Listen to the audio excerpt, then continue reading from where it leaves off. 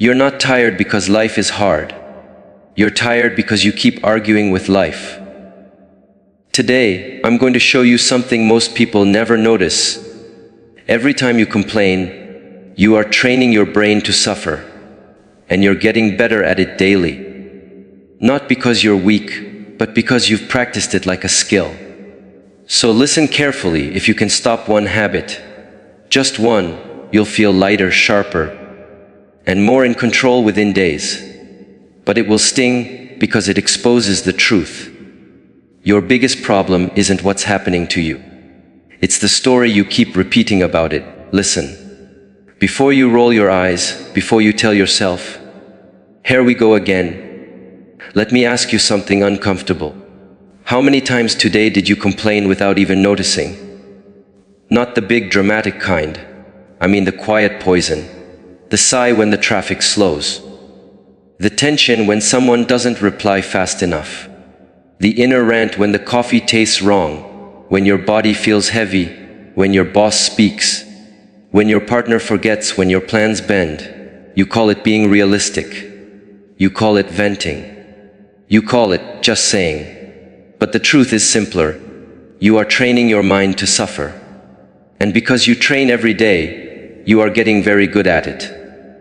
You can be strong. You can be talented. You can be loved. You can be surrounded by opportunity and still live as if life is attacking you. Because the weapon isn't out there. The weapon is how you frame the moment. You don't complain because the situation is unbearable. You complain because you believe the situation should not be happening. That belief is the beginning of your misery. Look at the moment you complain. Stop pretending it's just words. Complaining is not harmless. It's not neutral. It is a statement to your nervous system. I am powerless. It is a message to your mind. The world must change for me to be okay. It is a vote you cast for weakness. And the mind listens. It always listens. You say, "Why is this happening to me?" And your mind starts searching for evidence. It becomes a detective, collecting proof that you are treated unfairly. You say, "People are stupid." And your mind starts filtering faces, hunting mistakes, expecting disappointment. You say, "This is too hard." And your mind locks the doors to your own capacity. You feel tired, and instead of asking for discipline, you ask for pity. Then you wonder why you feel stuck. You're stuck because you keep confirming your own cage. Now, don't misunderstand me. There is a difference between speaking about a problem and worshiping the problem. There is a difference between giving feedback and leaking bitterness. There is a difference between expressing pain and rehearsing helplessness like a song you know by heart. Complaining is not problem solving. Complaining is a ritual of surrender, and many of you have turned it into a personality. You wake up and you scan for what's wrong, as if peace is suspicious. As if calm is only the pause before the next disaster.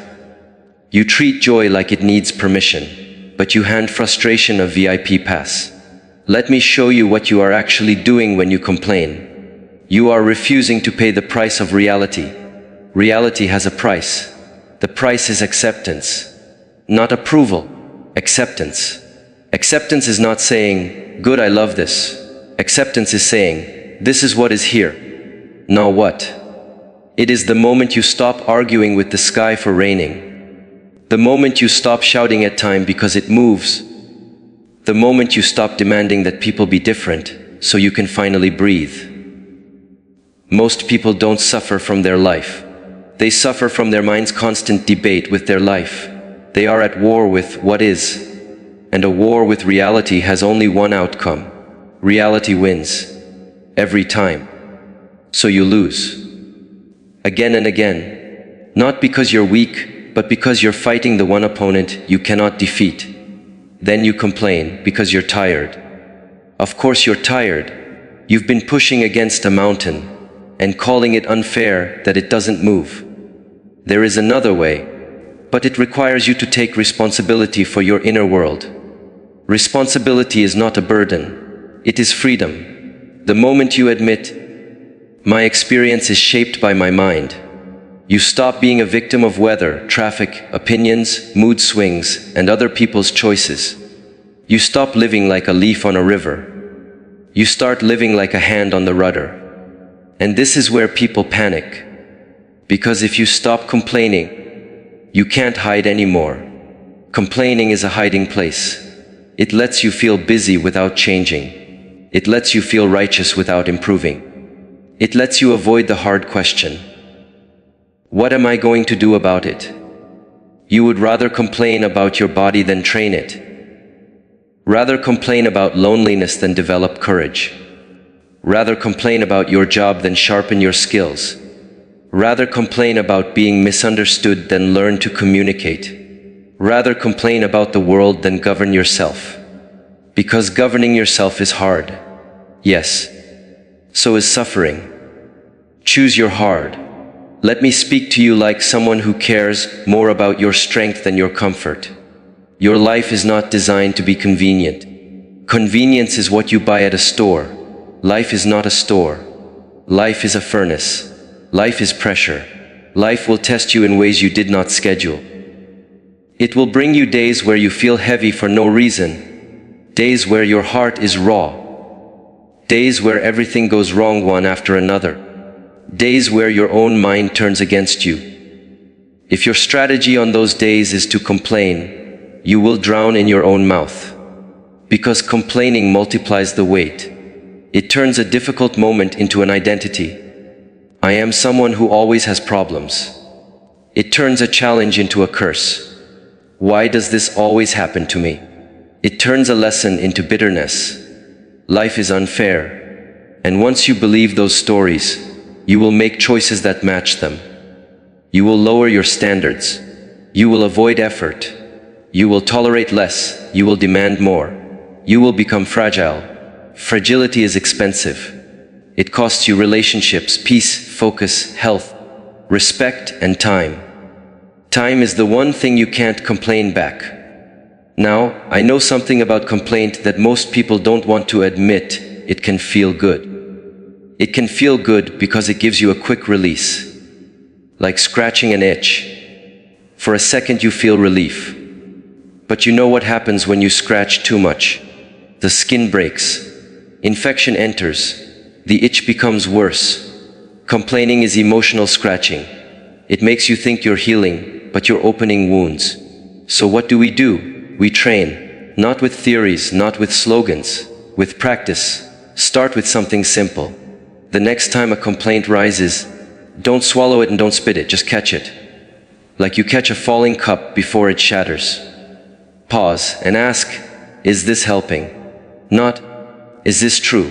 Complaints can be true. The room can be hot. The person can be annoying. The task can be difficult. Truth is not the point. The point is it useful? If it's useful, speak with clarity. Name the problem, propose a solution, take a step. If it's not useful, then you are about to feed your weakness. And weakness is always hungry. You might say, but if I don't complain, I'll explode. No, that's not honest. You won't explode. You will feel the raw sensation you've been running from. You will feel discomfort. You will feel frustration without the story. You will feel impatience without a target. You will feel sadness without turning it into blame. And that will make you afraid because it is unfamiliar.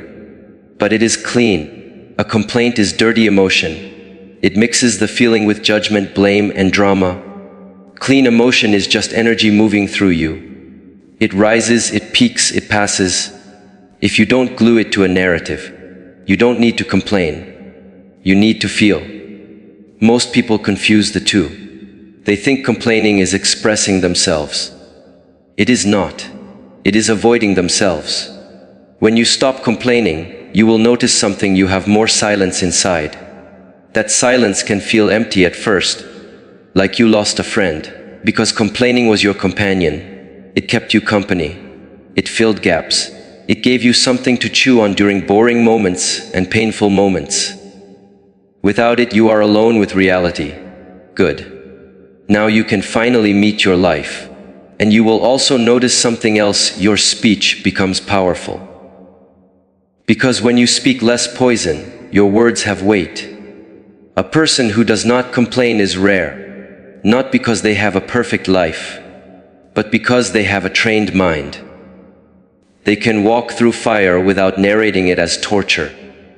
They can carry responsibility without turning it into drama. They can face discomfort without begging it to stop. That person becomes a calm center, and calm is contagious. You think people are drawn to confidence because it's loud.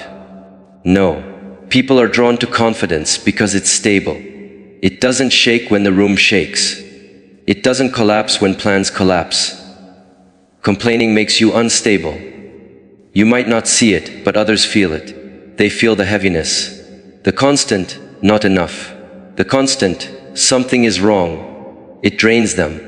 It turns every conversation into a dumping ground. Then you wonder why people pull away. Because being around someone who complains feels like being slowly robbed. Robbed of lightness. Robbed of hope. Robbed of momentum. If you care about your relationships, watch your mouth. But don't just stop complaining for other people.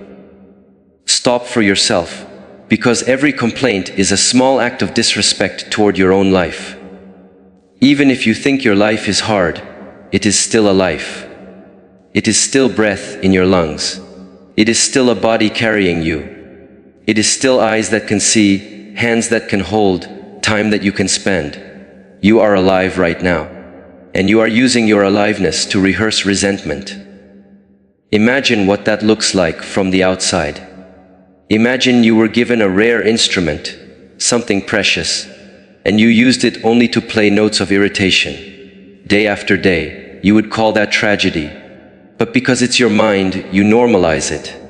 You say, that's just how I am. No, that's just how you have trained. Training can be changed. Now let's go deeper, because this is where the real work begins. Many complaints are not about the situation. They are about expectations. Expectation is a contract you make in your head and then get angry when nobody signed it. You expect your partner to understand without you speaking. You expect your job to reward you without you improving. You expect your body to stay young without you caring for it. You expect people to be considerate without you setting boundaries. You expect life to be smooth because you are trying your best. And when the expectation breaks, you call it bad luck, unfair, disrespect, betrayal. Sometimes it is those things. But even then, the question remains, what is your next step? A complaint is often a way of refusing the next step. Because the next step might require courage. If you're being treated poorly, the next step might be to speak up. If you feel stuck, the next step might be to learn a new skill. If you are unhealthy, the next step might be to change how you eat and move. If you are lonely, the next step might be to risk rejection. And instead of stepping, you complain. Because complaining keeps you in the illusion of movement without moving. It is like rocking in a chair. You feel motion, but you go nowhere. So let's replace the habit.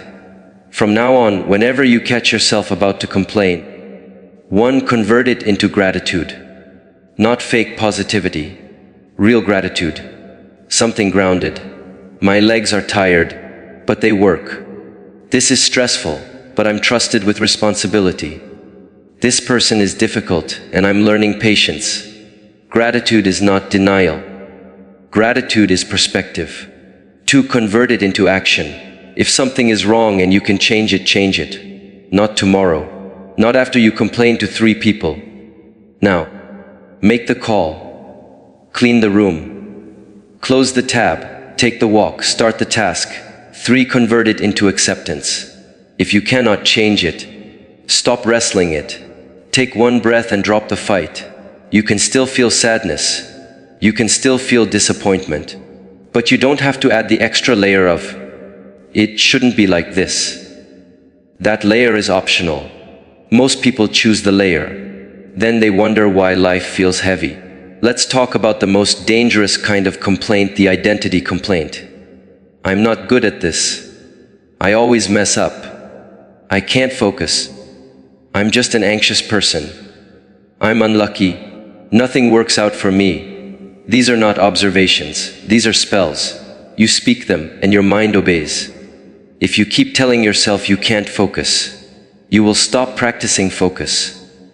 You will stop building the muscle. You will start protecting your story instead of challenging it. You will say, "That's just me." And you'll carry that label like a badge. It's not a badge. It's a chain. Your words become your boundaries. So be careful what you repeat. If you want to describe a weakness, describe it as temporary and specific. But, "I avoided the task today." Not, "I'm terrible with money." But, "I didn't track my spending this month." Not, "I'm bad at relationships." But, "I didn't communicate clearly in that moment."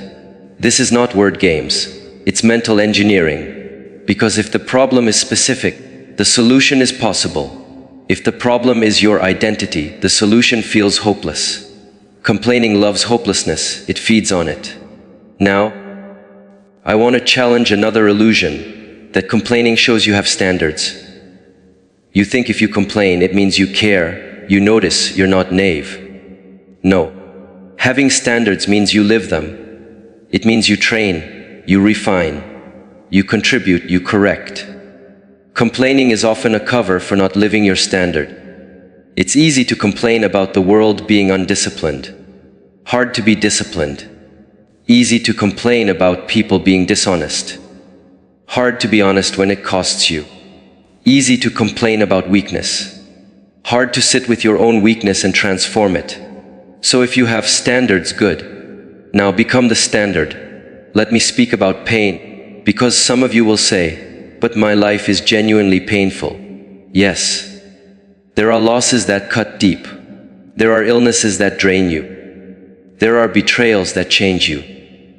There are responsibilities that crush your sleep. There are environments that are harsh and unfair. There are people who are cruel. There are circumstances you did not choose. I am not asking you to pretend these things are fine. I am asking you to stop adding unnecessary suffering. Pain is unavoidable. Suffering is optional. The first arrow is what happens to you. The second arrow is what you shoot into yourself with your mind. Complaining is the second arrow, and some of you have become skilled archers. You get hurt once, then you talk about it for years, polishing the story, sharpening the blame, making it part of your identity. You keep reopening the wound to prove it was real. It was real. Now what? If you want to honor your pain, don't complain. Transform it. Let it make you more awake, not more bitter. Let it make you more compassionate, not more cynical. Let it make you more precise with your life, because you now understand how fragile it is. A person who has suffered and stops complaining becomes dangerous in the best way. They have depth without darkness. They have strength without arrogance. They have calm that is earned, and when they speak, people listen. Because it's not noise, it's truth. Now let's bring this into your daily life, because if this stays as an idea, it will die here. Tomorrow morning, you will wake up and your mind will start talking immediately. It will scan your body, your schedule, your messages, your responsibilities. It will try to pull you into complaint like a warm blanket, familiar, comfortable, weak. When that happens, do this. Before you touch your phone, sit up. Put your feet on the ground. Feel the weight of your body. Take one slow breath through your nose and ask yourself, what is the quality I will train today? Not the goal, the quality. Patience, discipline, courage, humility, focus, kindness, endurance. Pick one. Now your day has direction. Because without direction, the mind drifts. And it will drift toward complaint, because complaint is easy. Then, as you move through your day, treat every irritation as training. Traffic is training. A rude comment is training. A delay is training. A mistake is training. A hard workout is training. A temptation is training. A disappointment is training. If you see it like this, life stops being an enemy. Life becomes a dojo. And in a dojo, you don't complain about the weight being heavy. You adjust your grip, you breathe, you lift again. Complaining is the voice of someone who thinks the weight should be light. But strength is built by weight. So when you feel the urge to complain, smile slightly, not because it's funny, but because you recognize the pattern. Here is the old habit. Then choose again. This is how you change, not with grand declarations, but with thousands of small refusals. Refuse the easy story. Refuse the victim posture. Refuse the addiction to negativity. You might ask, but won't I become cold? Won't I suppress? No. If you do it correctly, you become warmer. Because you stop throwing your discomfort onto others. You stop making every moment about your frustration. You become more present. You listen. You respond instead of react. You stop needing the world to be perfect before you can be peaceful. Peace is not a gift someone gives you. Peace is a skill you build. And it begins with this: stop complaining, not because complaints are immoral, because they are expensive. They cost you energy, and your energy is your life. You have a limited number of heartbeats, a limited number of mornings, a limited number of times you will hug someone you love, a limited number of chances to become the person you respect. And you spend those chances narrating inconvenience. Look at how insane that is. The mind says, I don't like this. And you treat it like a king whose demands must be met. But the mind is not a king, it is a tool. A sharp tool can build, a dull tool can harm. Complaining dulls the tool. It makes you reactive, restless, and entitled. Entitlement is a silent complaint. It says, I deserve better than this moment. Maybe you do. But you still have to live this moment. So live it well. If you want better, then earn better through your behavior, not through your bitterness. Now, there is a part of you that will resist this. It will say, if I stop complaining, people won't know I'm struggling. Then speak differently. Instead of complaining, ask for support clearly. There is strength in saying, I'm overwhelmed and I need help. There is strength in saying, I'm not okay today. There is strength in saying, can you listen for 5 minutes? There is strength in saying, I need a break. These are clean requests. Complaints are dirty requests. They ask for relief through negativity. Clean requests build connection. Complaints build resentment.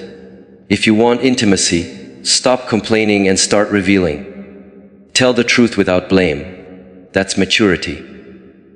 And if the people around you only bond through complaining, you will feel lonely when you stop, because the old glue is gone. Good. Now you can build bonds with something real: growth, honesty, shared effort, laughter that doesn't depend on